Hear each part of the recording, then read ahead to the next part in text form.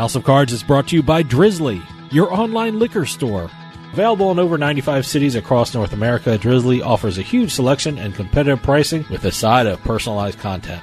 Now there's no need to leave the house. Get alcohol delivered in less than an hour by Drizzly. Head on over to drizzly.com and order today. And now get $5 off your first order of $20 or more when using promo code DRINK19 at checkout. Shop beer, wine, and liquor with drizzly.com.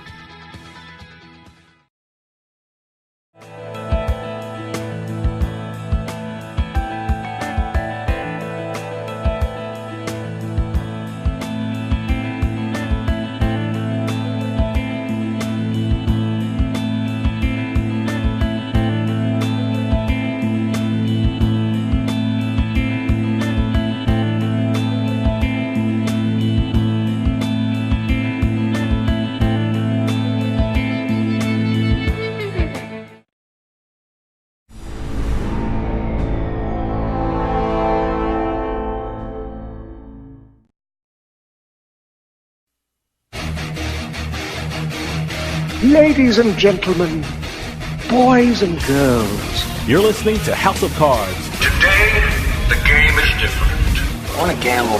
Gambling is a very serious business. Is that clear?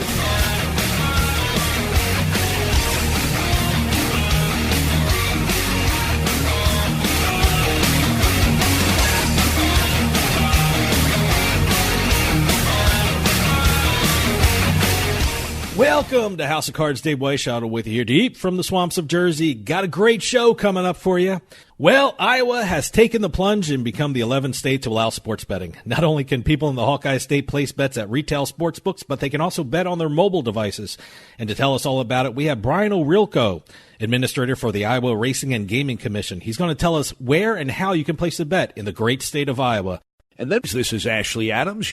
We have for you today a businessman who's in partnership with an inventor of a new casino game. It's called Pokerlet. We're going to talk to him about the development of it and the adoption of it in casinos that may be near you. Stay tuned.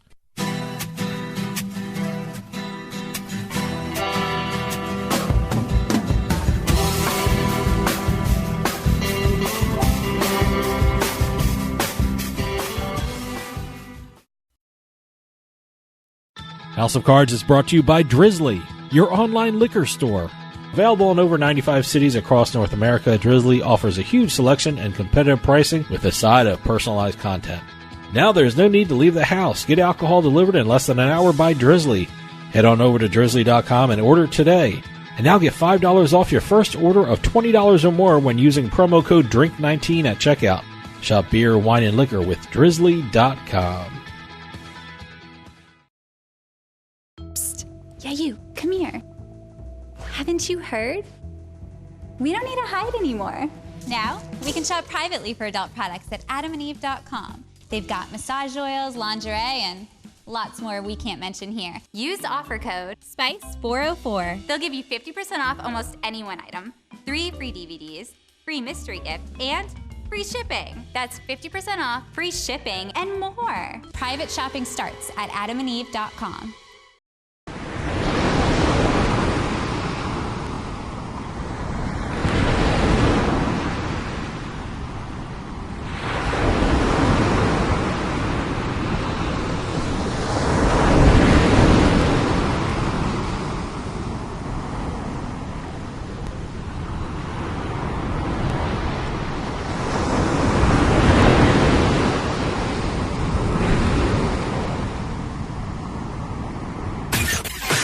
You're listening to House of Cards. Where was the house?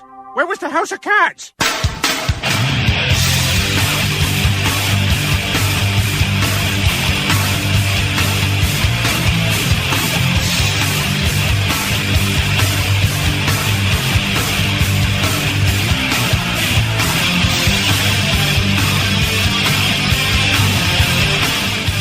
Welcome back to House of Cards. Dave Weishaupt with you here.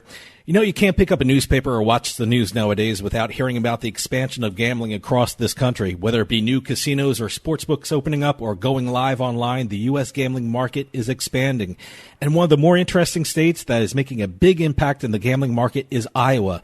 And to tell us all about the gambling and sports betting scene in the great state of Iowa is Brian O'Rilko, Administrator for the Iowa Racing and Gaming Commission. Brian, thanks for joining us. Yeah, thank you, Dave. I'm happy to be here. You know, before we start talking about sports betting and what Iowa is doing there, can you give us an overview of the gambling scene in Iowa? I mean, how many casinos and racetracks does the state have? So Iowa has 19 casinos currently. The casinos in Iowa range from smaller facilities with 400 slot machines up to our largest ones that have north of 2,000 machines. We have slot machines, table games.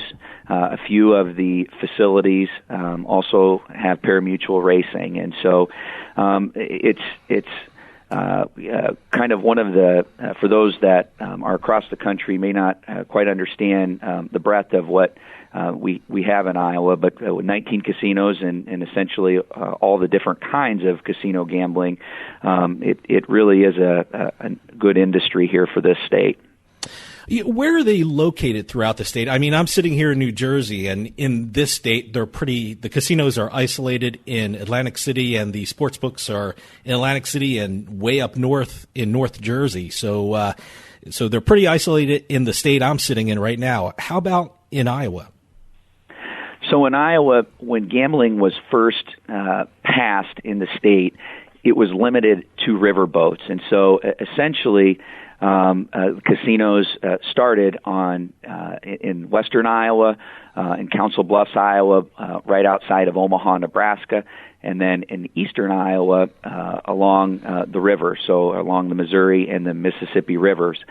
Over the years, that legislation has passed or has changed in that casinos could take their operations off of the river and onto land. And so we only have a few boats left in the state. Most of the casinos have transitioned to land. And so we're by those population centers still in western Iowa and eastern Iowa. But then the capital city here in Des Moines, where I'm located, we have one large casino and two small casinos fairly close. And so no different than probably most states, the casinos are built around many of the population centers, or at least the larger ones. There are a few that are kind of strategically located in smaller communities that are situated to get either traffic from the interstate or other cities possibly outside of the state.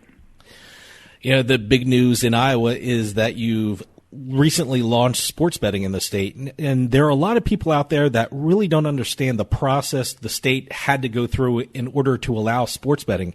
Can you give us a sense of what the process in Iowa was in order to allow sports betting since the U.S. Supreme Court ruling?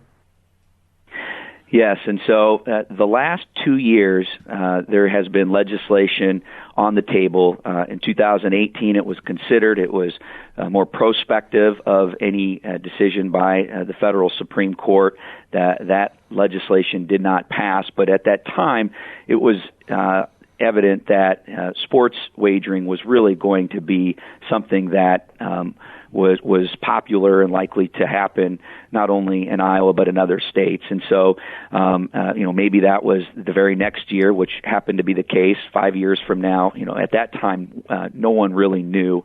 And so, it was important for our staff to really try to get our arms around what it is and start watching other jurisdictions that were launching once that Supreme Court decision was overturned. And then the legislation was again proposed in the first part of this year. It was a very thorough and deliberate legislative process involving a number of the professional sports leagues, the casino industry, fantasy sports industry. And at the end of the day, there was a bill that was passed, very comprehensive, authorized retail sports wagering, mobile sports wagering and fantasy sports contests. And so that's where we were coming out of the legislation. And then it was up to the commission to implement that legislation. And so there was a process for licensing entities, writing regulations, and just approving controls to get folks to the market. And many casinos did launch on August 15th, and really it's been very exciting for those in the industry. You know, before sports betting became legal, were there any concerns that the legislators and the citizens had in Iowa, and how did the regulations that were drafted in Iowa address those concerns? So with any form of new gambling, there are always concerns regarding the fairness of the activity, folks that may be prone to problem gambling. And then with mobile operations, it was just a brand new type of industry for the state. Hold that thought, and we'll be right back with more House of Cards right after this quick break.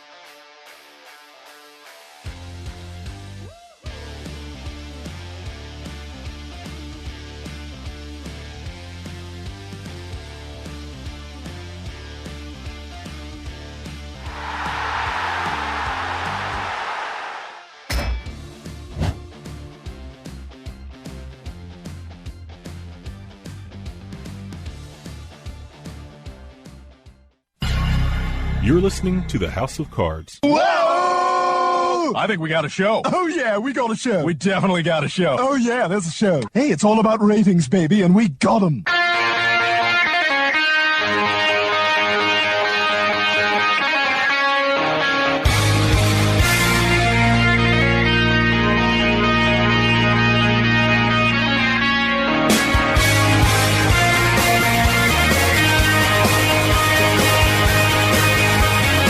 Welcome back to House of Cards. Dave Weishottle with you here. For those of you just joining us, I am talking with Brian O'Rilko, Administrator for the Iowa Racing and Gaming Commission. Sorry about that. Radio has to do its business, you know. Why don't you continue what you were saying before the break? So there were concerns expressed in how to deal with all of those items. And for example, with regard to mobile or problem gambling, the controls were implemented requiring facilities or operators to offer limits that individuals can impose on themselves, specifically the amount of money they might spend in a day, the amount of time they may spend playing, or just the amount of money that they could deposit into their accounts. And so typically when there are concerns expressed by the legislature or the general public, then we can address those through rulemaking or through our licensing relationships with the operators. And so those were things that happened, and you know, and we're still working through some of those, but you know, the regs are comprehensive. There was 3 opportunities for public input as we went through that process. And so as we sit here today, we feel like we have a best practice approach to implementing sports going forward. You know, it's certainly growing in Iowa. I'm very interested when a sportsbook operator comes to you and says, you know, I want to do business in Iowa. What is the process they have to go through in order to receive approval in Iowa? And also, is it important for you to examine what that sportsbook operator is doing in other states? I mean, for example, William Hill has sportsbooks in other states. If they came to you and said, you know what, I want to operate in Iowa, what do you look at for sportsbook operators to receive approval in Iowa? Yeah, that's an excellent question. And so in Iowa, the one of the interesting requirements is any entity that is wanting to do business must have a relationship with one of the 19 casinos. And those casinos could enter into up to 3 separate relationships. And so what we are seeing is most of the Iowa casinos are selecting one partner to start. And William Hill is mentioned. That was one that launched right away. There are other entities that have applied for a license, such as Betfair or DraftKings. And so we're seeing a number of companies that are wanting to partner with the Iowa casinos. What the commission will do when we get a request to partner with the casino is to make sure that the entity that's wanting to launch in Iowa is suitable. And so there is a extensive background process. There's really 2 parts to the background. One is forms and interviews that's conducted by the Division of Criminal Investigation. Many of those conversations are still happening as we sit here today. In order to launch earlier or prior to those backgrounds being completed, entities can request a temporary or conditional license. And so then in those particular situations, the commission will be reaching out to jurisdictions in which these entities are operating in just to see if they're in good standing, have they had any administrative issues, what kind of partner are they to the state, or how are they treating the customers in those respective states. And so if all of that checks out, then the commission is authorized and has issued a number of conditional license, and those licenses are conditioned upon the completion of that full background.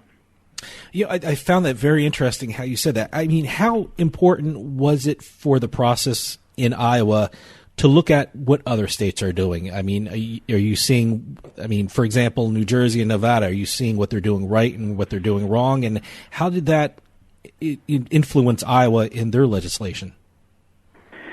It was absolutely critical for the commission to review the regulations and review what is happening with sports in the other states in order for the commission to launch as quickly as we were able to do. And so, and I had mentioned that when the bill was proposed in 2018, that bill did not pass, but it was important for the commission to start understanding what sports wagering is all about. And so it was at that time when any state that was considering regs, we were reviewing those regs. We were trying to create relationships with the regulators in those jurisdictions. We sent staff to different types of educational sessions and training with sports. And sports is really something that's taken off here in the last year. And so those relationships were critical. And then when it came time for Iowa's commission to draft rules, it really was a situation where we were able to look at other states and see what was working well and trying to adopt those standards and controls, and the things that maybe weren't working so well go in a different direction. And so that was the approach we took. And this industry, for most of the states, is pretty new, and so I do anticipate that the regulations and the technology will evolve over the next few years. But as we sit here today, that was the approach we took in order to launch. Now, just sticking with the physical retail sports books, at the moment, where can people go and place bets in the state of Iowa?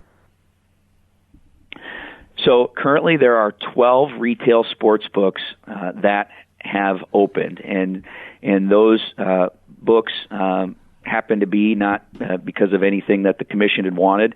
They do happen to be at all parts of the state. And so of the 19 casinos, 12 have launched retail, and those operations have launched in western Iowa, eastern Iowa, central Iowa, and everywhere in between. And so it really is a situation where that was the focus for most of the casinos.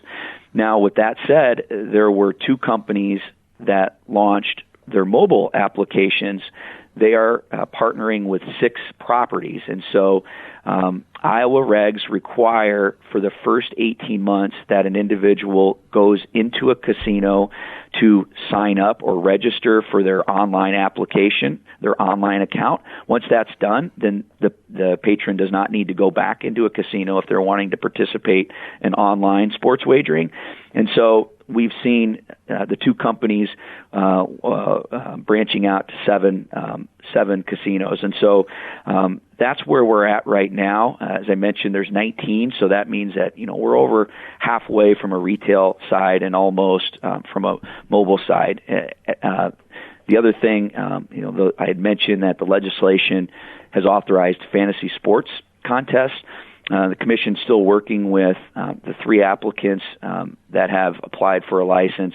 That has not launched yet, but I think folks are anxious to get that still before the NFL season, and the commission's working hard to try to make sure that all of the controls are proved with regard to fantasy sports contests.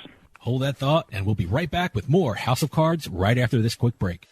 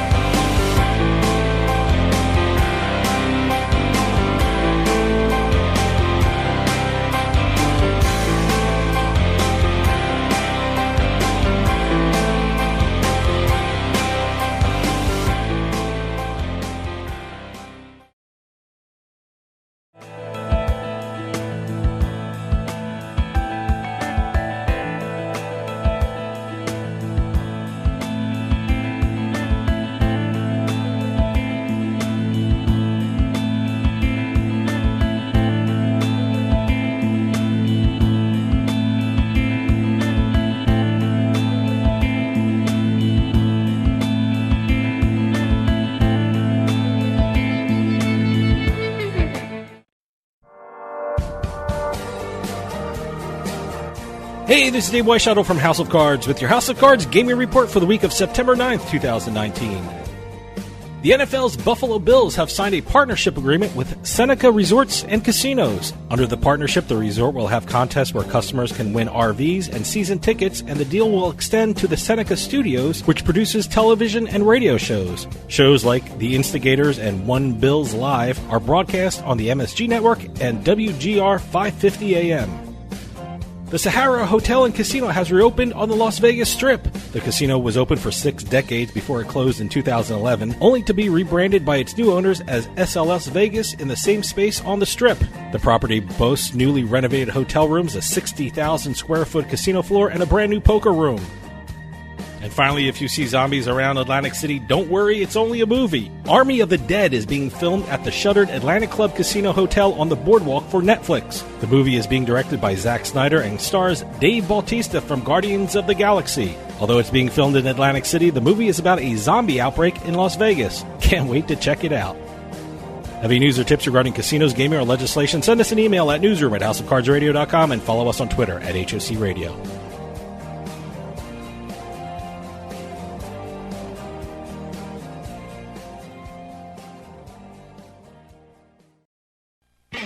You're listening to House of Cards. Check out our website at houseofcardsradio.com.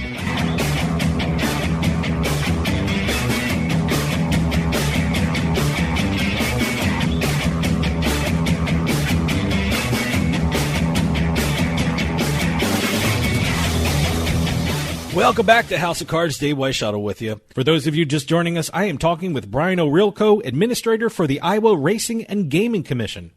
You know, as you mentioned, Iowa has online sports books as well. You know, I've done interviews with commissioners in other states that said, you know, we're just going to do the physical now, and down the road we're going to maybe have online sports books.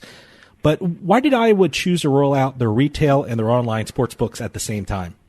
For us, it was really a situation where the way we implemented the regulations and the approval process in Iowa, it was more efficient to just do everything at the same time. And so the commission's approach was really a task-by-task approach. And so within our staff, we had various individuals that were subject matter experts on the different types of controls.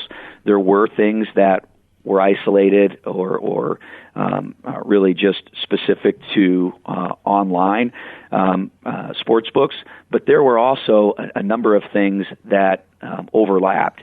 In addition to that, I mentioned that there has to be a relationship between an online sports operator that wants to do business in Iowa and an Iowa casino, and so that even kind of blended that relation, that difference anyway with regard to online and retail. And so early on, when we were setting up our process, we thought for us it made the most sense to kind of do everything together.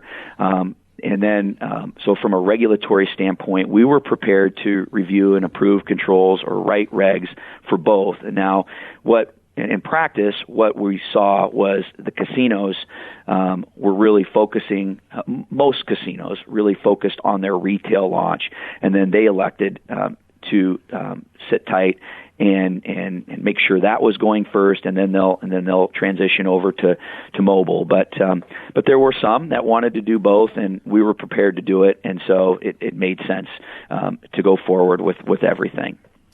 What are some of the parameters that people have to abide by when placing a bet in Iowa? I mean, for example, like I said, I'm in New Jersey, and in New Jersey, I can't bet on a college or university that's located in New Jersey. Does Iowa have any rules like that, or what do people, when placing a bet in Iowa, have to know about? Yes, and so the first thing is, wagering in Iowa is 21 years of age, and so you kind of have those just normal gambling requirements. But with regard to sports wagering, there was significant discussion regarding what would be allowed and what isn't with respect to the types of sports that individuals can wager on. And so it was a robust discussion. The bill was amended a few different times. Where Iowa landed was there's no wagering on minor league sports of any kind, and so it has to be the premier league of any particular sport. In addition to that, with regard to colleges, which college sports is really what is extremely popular in Iowa without a professional sports team. There's a number of minor league sports teams. But with college sports, everything is on the board except for individual player prop bets of Iowa athletes. And so, in other words, you couldn't take Brock Purdy, who's the quarterback of Iowa State. You could not bet on the number of yards that he might pass in a game. That would be off the board. And so other than minor league sports and prop wagering for individual Iowa college athletes, everything else is really on the board. Let me ask you about revenue. I mean, here in New Jersey, online sports betting is bringing in over 80% of the sports betting revenue for the state. Do you expect to see something like that in Iowa, or do you see a more balanced revenue stream between online and retail sports books? We do expect to see a significant number of folks wagering online with regard to the total pool. And so, I don't believe that will start. I think, and that just is a large part and due to just the number of retail operators that have launched compared to the number of mobile operators. But when we go around the state and we're seeing some investment into the sports books, and that's a good thing. That was one thing that I think some of the legislators were hoping for. We're not seeing significant dollars invested in those books, and so many of the casinos are kind of putting their toe in the water. In addition to that, what we're seeing is a large number of signups for the mobile applications, and so as those mobile applications launch, it does appear that customers are going to want to use those apps. The thing with Iowa, speaking about revenue, this bill, and one of the reasons why I think it was able to move through so smoothly in the legislature was this really was not a bill about revenue. And so the tax rate in Iowa is one of the lowest in the country, and it was really a situation where it was a discussion about consumer protection and not necessarily regarding overall dollars. And so the state isn't expecting large amounts of dollars to be received from retail or online sports wagering tax, but there will be some tax received. And so, I think for the state, that's another piece that's important as they went through this process. That's interesting that you say that. I mean, I talk to a lot of state officials and I talk to a lot of casino marketers, and most of their hopes with regard to offering sports betting is that a property is going to attract millennials. It's going to attract more overnight stays. It's going to increase people at the tables and the slots and the restaurants. What are some of the hopes that Iowa has in deciding to offer sports betting?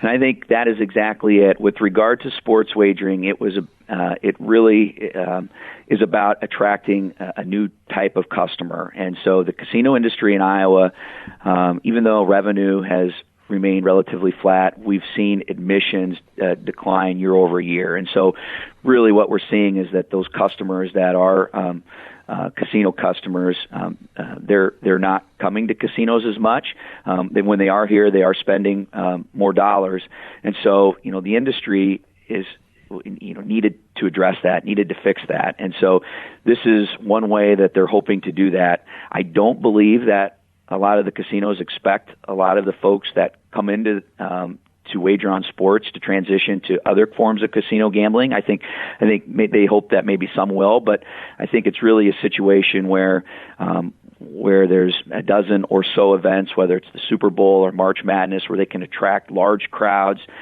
really maybe get some folks to spend on the non-gaming amenities, stay in their hotels, eat at their restaurants, and so I think that's really the hope is that they'll be able to attract that new customer and maybe generate some excitement back into the casinos. Brian, we're running out of time, but can you give out a website where people can go and find out about what's going on with regard to gambling and sports betting in Iowa?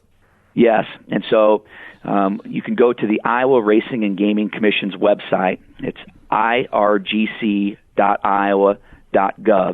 And so that's our website. It is a government website. It's not super flashy, but we post. That's where our revenue projections, our revenue numbers will be posted, our regs, rules, and anything that is related to sports. Well, Iowa is doing amazing things in the casino and sports betting marketplace, and I can't wait to see what's going to happen in the future. Brian Orilko, Administrator for the Iowa Racing and Gaming Commission, thanks so much for coming on and telling us all about what's going on in the great state of Iowa. Happy to do it. Thank you so much. Stick around. We'll be right back with more House of Cards.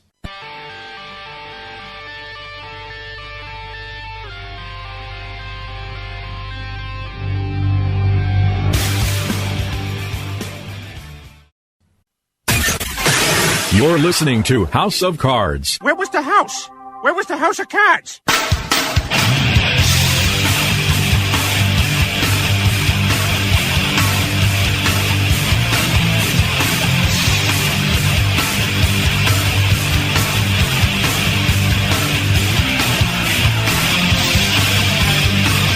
Welcome back, everyone. This is Ashley Adams. You're listening to House of Cards. We have on the show every so often people who have invented gambling games for casinos. Today is one of those times. We're here with George Fiorelli. He has had a hand in developing, he's the partner of the inventor, the game Poker Let. I've read about it. I think I understand it, but we're going to have him explain the game a little more. So, George, are you there? Yes, Ashley, thank you. Well, we're glad to have you on. A lot of people who visit casinos notice the same old games, the same kind of games. You've invented something or you've worked with the inventor of something kind of different from a regular game. Why don't you describe Poker Let for us? I'll be glad to. Poker Let is really simplistic in nature. It's 5-card draw poker played with 2 wild cards. So, in a lot of casino games, there's a lot of decision-making that has to occur during a poker hand if you're playing Texas Hold'em or you're playing the other games that are out there. But with Poker Roulette, the dealer will deal himself the 5 cards, and the player will decide on the wagers they want to make. So they can bet a 3-card poker hand will come out in that 5-card draw. They could bet a 5-card poker hand could come out in that 5-card draw. But really, so there's the 2 basic elements. They're very simple, but it's played on a roulette layout. And our game actually lights up. So when the cards are revealed, the dealer inputs the cards, and they'll light up. So, for instance, if the first card revealed is the 2 of clubs, it'll light up the 2 of clubs on the inner board. There are also opportunities for the player to wager on that the first card will be red or black, or it will be from ace to king, or ace to 6, or 8 to king. So just like your roulette bets with your first, second, and third dozen bets. So there's quite a few wagering opportunities. Just like roulette, the players can play an inner board wager of a straight up bet, a split bet, a corner bet, or a street bet. So really cool. It's being well received in Canterbury Park in Mississippi or in Minnesota right now. Yes. So we're happy about that. Listeners, we're going to cut away. We'll be back after a quick break.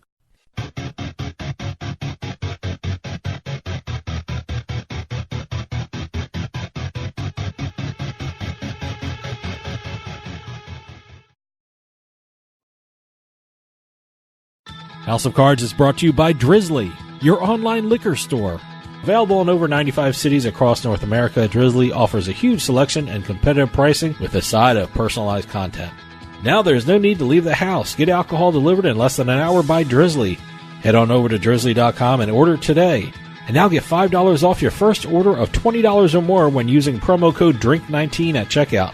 Shop beer, wine, and liquor with drizzly.com. Yeah, you, come here. Haven't you heard? We don't need to hide anymore. Now, we can shop privately for adult products at adamandeve.com. They've got massage oils, lingerie, and lots more we can't mention here. Use offer code SPICE404. They'll give you 50% off almost any one item, 3 free DVDs, free mystery gift, and free shipping. That's 50% off, free shipping, and more. Private shopping starts at adamandeve.com. You're listening to the House of Cards. Okay, let's play some damn cards.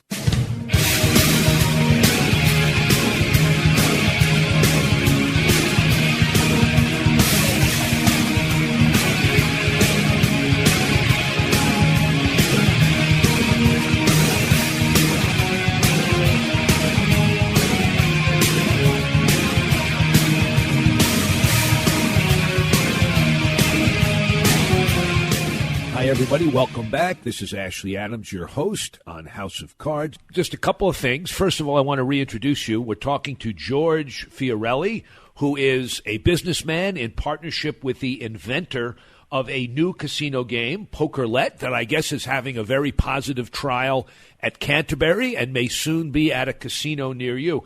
Well, I think I get it. Let me just make sure that I understand it correctly. It's really...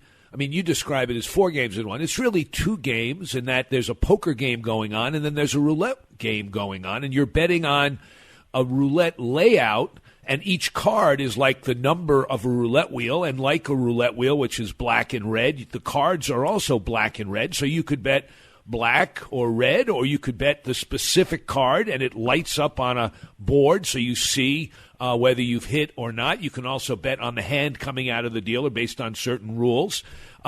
You say it's been adopted already at Canterbury Park. Is that right? Yes, that's correct. The game has been in operation since March 1st there. We are going to other markets now. We're going through the licensing process in Michigan, and we are going through a approval process in California in a casino in Palm Springs. In Palm Springs, would it be the Casino Agua Caliente or the Spa? Which one? Oh, it is. The casino is the Augustine Casino in Palm Springs. Cool. And the other thing is, George, you sound like a very intelligent guy. You've been in business. You've been around. You know the world. Did you gamble before this operation on roulette or at poker? Well, it's funny. I grew up in the Atlantic City area, and my grandfather would take me to resorts when it first opened, and we'd sit in the lounge with Sam Butera playing, and so I got introduced to gambling at a very young age, and so I did have experiences playing roulette, of course, craps, all the games. So and when you work in the business, you have a further understanding. But I got to tell you, this experience is much different than all of those. But having that background is certainly helpful as we develop games, because we're really in tune to the player experience. And how do we really, because changing what's happened in table games hasn't been a revolutionary change, right? It's the blackjack games with a twist. It's not much has happened in roulette if you look at roulette. And that's why we believe poker-roulette it could be a game changer in terms of the ease of play. It's very easy to play. I agree. It has a couple. I agree. It has a couple of elements to it. It's poker. It's roulette. You can play first card bets. You can play lucky 7 bets and just kind of be disciplined and bet your lucky 7 throughout your time at the table. So right. I can see that there are a lot of variations. I understand. I got to say, as a gambler, you have really hit the jackpot, because I know the percentage of people that even get their game to the level of being adopted on a trial basis is very small, let alone a game that has been going as long as yours has been going, and maybe in a few casinos. You've really hit a long shot and are very lucky, yes? Oh, actually, it's the hardest thing I've ever done in my life. I can't tell you how many casinos I've been to and how many casino bosses have told me, hey, come back when you're in somewhere. Come back. We like the game. Come back when you're in somewhere. So that's what I've been doing in the last couple of months, is coming back to everybody who said, when you're in somewhere, come back. And, so we're working feverishly, and we're so excited about the California opportunity. We really believe, but California, because they don't have a traditional spinning wheel roulette, they have certain variations of roulette out there that played with cards. We're really excited, and we're so thankful for the Augustine Casino and giving us, that opportunity to get started out there. Well, California would be the Powerball of all the states, because they have so many places with cards, and other casinos too, but so many places with cards, and you would be a niche that could introduce roulette through the cards in a legal way. That would be remarkable. Because it lights up, and for your audience, if anybody has ever seen a sick boat table, it's yes. kind of the closest thing yes. to it. But, when you're walking by that table and those winning bets are being lit, and it's much easier for the dealer, too, to pay out the winning bets, because all they have to do is look where the lights are, and they know they got a winner. George, very nice chatting with you about your game. I hope it comes out east, but even if it doesn't, I go to Canterbury regularly, and I'm eager to play on it. Oh, terrific. No, thank you very much, and we appreciate the time to talk to you about it. And we do want to come east. We've been showing some folks in Atlantic City the game, and, so we're fingers crossed, and we'll keep saying our prayers and hope to be east with the game soon. Terrific. I wish you success. Listeners, we're talking with George Fiorelli. He's been part of developing a game called Poker-Let at a casino near you. That'll do it, listeners. We're going to end the show, but come back next week. And until then, good luck and good day.